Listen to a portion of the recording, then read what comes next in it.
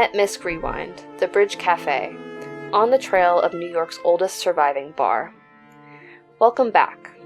Today's post comes from Christopher Gray. A version of this article was published in the New York Times on November 19, 1995.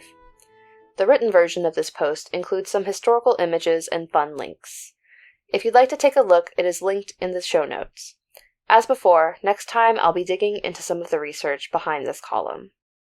McSorley's Old Ale House has long claimed the title of the oldest surviving saloon in New York, giving its date as 1854, but now new research by Richard McDermott, an amateur researcher, gives the title to the Bridge Cafe in the sagging wooden building at 279 Water Street, which he has dated to 1847, and he's still working backward. Mr. McDermott, a retired John Adams High School science teacher, has always been interested in the history of New York, and went on walking tours with his late wife, Joan. In 1987, he began a quarterly, the New York Chronicle, filling it with book reviews, preservation editorials, and reprinted articles from period sources. But his publication has not concentrated on original research, and Mr. McDermott genially describes himself as an absolute novice.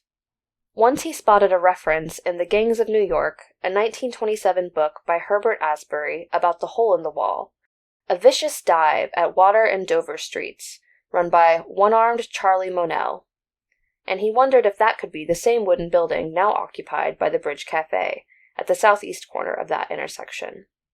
By oral tradition, the bar and small restaurant has been operating since the 20s, into the 70s, by the McCormick family.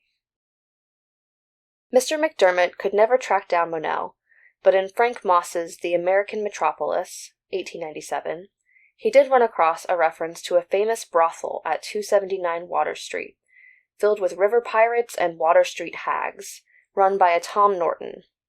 He found Norton's bar listed in city directories from 1880 back to 1861. Then it occurred to me that this might have been around even before McSorley's, he said.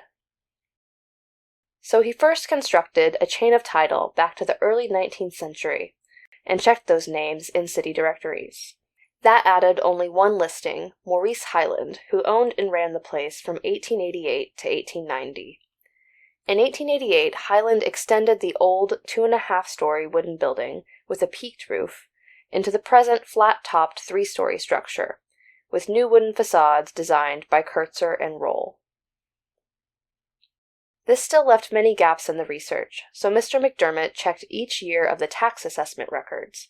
Sometimes a lessee pays the taxes instead of the owner, but this yielded no more names. He had established that the McCormicks took over the bar in 1922, and one day he just happened to meet a habitué who remembered the operator prior to 1922, Peter J. Boyle.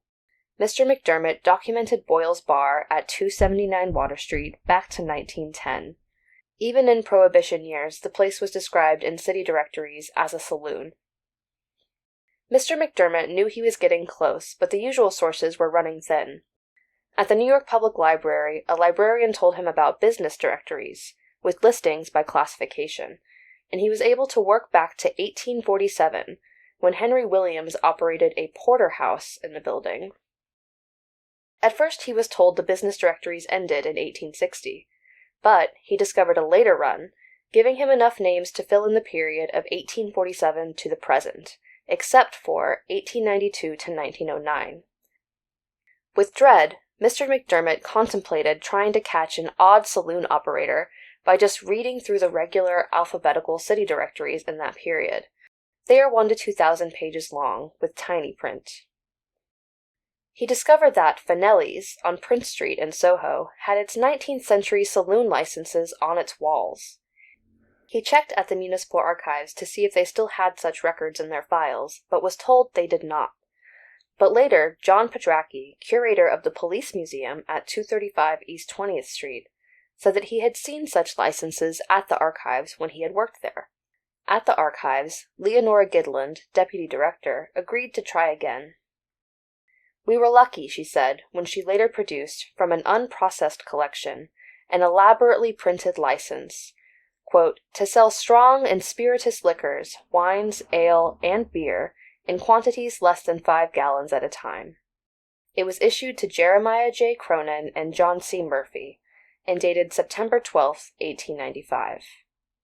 Luckily for Mr. McDermott, Jeremiah J. Cronin, an alderman from 1898 to 1901, operated the bar at 279 Water Street for the entire missing period, from 1892 to 1909.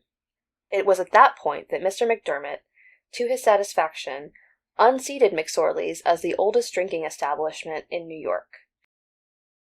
He is still trying to see how much earlier his research can date a bar at 279 Water Street, and next year he will publish the full results in the New York Chronicle. As to McSorley's, it turns out that date of 1854 may need some more research of its own.